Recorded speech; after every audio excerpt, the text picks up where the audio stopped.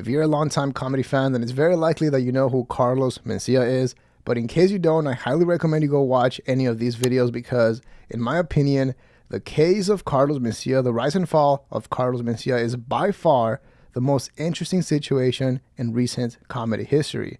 However, that's not what this video will be focused on, and instead, we'll be looking at his most recent comedy special that actually finally dropped after 12 years of not putting out any comedy special. Now, when Carlos Mencia first announced that he would be releasing a comedy special this year, I was a little bit excited, not gonna lie. I mean, like him or not, the guy was one of the top comics in America at some point, and he is a great performer. And it's very clear that the only thing that has kept him in comedy jail all this time is himself. I mean, there are comics out there that have been accused of way worse things and they're selling out theaters and have a successful career. Not only that, but Carlos Mencia would be a great comeback story. And I actually thought it was going to happen a few years ago when he was doing the rounds. And I thought it was going to happen on Tiger Belly, which would have been legendary, but he didn't. And instead, he chose a path of denial. And well, it didn't go well for him. It might be, unfixable, which is a sad thing. You know what I mean? I think that it takes more than one conversation, and I think it's going to take multiple conversations. Is it my blanket turn? Yeah, go ahead. So then I thought maybe his new comedy special would be the way that he could use comedy to express himself and finally address everything that has happened to him since the incident with Joe Rogan. And look, I wasn't expecting for him to do a whole special about the cancellation and what he went through, but the way that he did address him getting canceled and all the stuff was very disappointing. And we'll get to it because that happened towards the end of the special, but the whole thing was very interesting, and I highly recommend you go watch it so that you can make up your own mind and then come back and see if you agree or disagree with me, because obviously there will be some spoilers. We'll be talking about some of the jokes that he made and compare them to his older material, and then we'll talk about the final bit or the ending of the special, which was when he addressed what happened to him, the cancellation, all that stuff, and then finished off with one of the strangest jokes I've ever heard. So I highly recommend you watch the entire thing because it's very interesting to say the least. So let's get started. What's up, y'all? What's up, man? Let's some people off. America's broken. America's fucked up. America. These Democrats are ruining everything. In real life, I don't hang out with people anymore because everybody's too sensitive. I only hang out with two groups of people: illegal immigrants and rednecks. That's it. Rednecks are so authentic to the truth, they reenact a war they lost. Illegal aliens are always looking for work. Ask an American to stay overtime. Oh! Illegal immigrants, different. Hey, Raul, I got another job. More money, more money, more money. So the entire special is 48 minutes long, although Carlos Mencia did mention that he recorded an hour and 30 minutes, but that's what made it on tape. It's available to watch on some streaming platforms. I watched it on Tubi, which this is not an ad, but it was pretty easy to watch. You don't need to make an account and there's not that many ads. Now, we'll start with the good and then move on to the bad because there are some good things that I do need to point out. Number one, you can't deny that Carlos Mencia, the current Carlos Mencia, is not trying to be edgy, and he's definitely not scared of getting canceled, obviously. So the things that he does say on the special, some of them are pretty out there and they're pretty wild. On top of that, he's a massive performer. He's a great performer.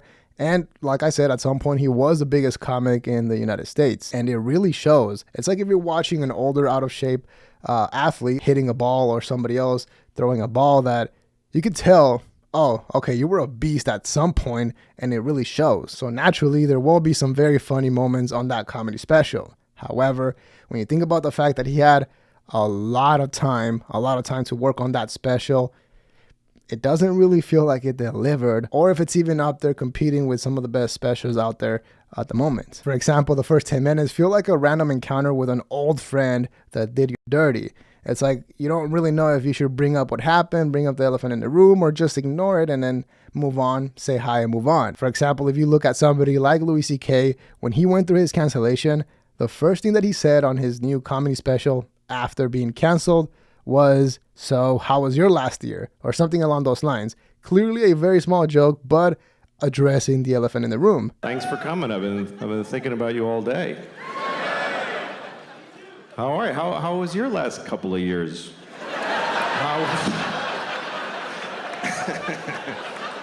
How was 2018 and 19 for you guys? Anybody else get in global amounts of trouble? Anybody else?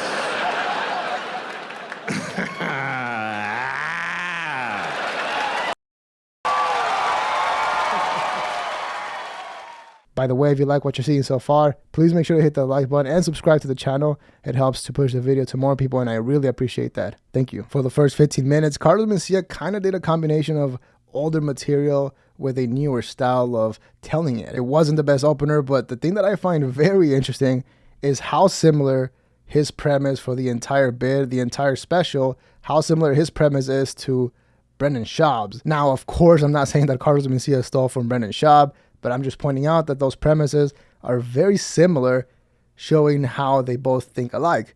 Because Brendan Schaub's bit was that his wife is 100% Mexican, the real deal, because she is from Guadalajara and that she is illegal. Now, obviously, I'm Mexican, so I know what the joke is. I get it, but it's not a new premise. It's not anything mind-blowing. It's pretty old, and Carlos Mencia's bit was essentially that he only likes hanging out with illegals and rednecks because they can't get offended. Again, it's not a new premise or anything that you haven't heard in the past. This next one is not that big of a deal, but he does have a joke that it's essentially been a meme on the internet for a while.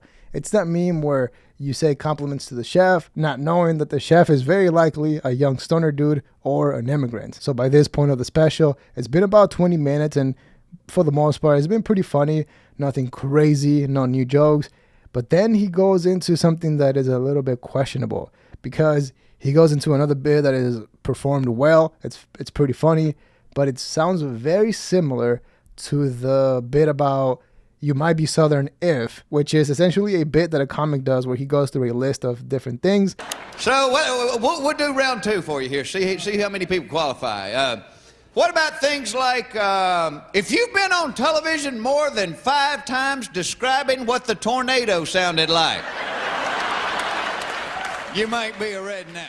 So it's basically that premise, but switched to you might be a redneck and an illegal if, and then find stuff that somewhat applies to both of them. Once he finished that bit at around 30-minute mark, he goes into what is his strongest and possibly should have been his closer bit. And honestly, once again, the performance was flawless. It really shows you that he's a master at making people feel exactly how he wants them to feel, which it's pretty impressive. But the premise of the joke, it just wasn't anything new. I won't spoil the actual punchline, but the premise is essentially the Latino kid that finds out that it's illegal for his parents to beat him. He calls out the parents, telling them that he knows that it's illegal, and then there's a lesson learned. Now, this is what I find very interesting, okay? Because up to that point, those first 35 minutes, if you ended it there, it could have been a very decent comedy special. Not the greatest, but not the worst. But then around the 40-minute mark is when things start to get very weird, and as I was watching it, I remember thinking, man, any hope of redemption has been completely wiped out, because what happens in the next couple of minutes was pretty tough to watch. Carlos Mencia goes on to explain how he was the first person that they ever tried to cancel online, how if you look up things on the internet, it will tell you how bad of a person he is and try to convince you to not watch him. And then he even brought up the fact that some people in the audience might have other people commenting on their post mentioning how Mencia was a joke thief and that he's not even a real Mexican, which was a very strange move. And then he did it. He actually made a comparison or told a joke about how the reason why he was canceled was because he was too successful and people like to bring people down instead of lift them up, which, as we all know, I mean, it's not necessarily why that happened. We won't get into it. He talks about his cancellation for a few minutes, but then at minute 43, he drops the biggest bomb or the biggest curveball I've ever seen a comic tell on stage. It's so weird. It's hard to explain, and not in terms of like not wanting to spoil the punchline, because it's not even like that. It's not like a mind-blowing premise that you've never heard before. It's just more like telling the biggest secret you could have ever told anybody, I think. Basically revealing something very dark that happened to him when he was young, and again, it's comedy, and I've said this before, but it takes a very talented comic, not performer. It takes a very talented comic to actually pull off saying some wild stuff like that. And the thing that's shocking to me is the fact that he's actually willing to share that story with the entire world and make a joke about it, but he's not willing to do the same with the cancellation and all the accusations that have been said about him, which it's a very interesting choice. And it makes me wonder if Carlos Mencia was the biggest victim of the internet and cancellation and Joe Rogan, but maybe not. And obviously I'm not trying to keep anybody or stop anybody from watching him. Obviously not. You should go watch the special and let me know what you think. Just know, as a heads up, that the last 8 minutes, it's pretty tough. It gets intense. And I don't know. I think the special could have been fine without those 8 minutes. But in summary, the comedy special was pretty good. I mean, for Carlos Mencia's standards and compared to what he used to put out back in the day, it's nowhere near. But I mean, it might be a start. Who knows? I still think that it is very possible for him to make a massive comeback. Obviously, a lot of things need to change. But I think we're seeing it now with Brendan Schaub possibly after going to Skankfest. But if I had to give it a score, I would have given it a 7.5. But after hearing the last 8 minutes, I know it's comedy, but in my opinion, it does drop it to a 6.5 for sure. But yeah, let me know what you think in the comments below. Let me know if you got a chance to watch it and what you thought of the special. But yeah, like and subscribe to support the channel. It helps out so much, and I really appreciate that. Dislike if you didn't like the video. But that is all we have for today. See ya.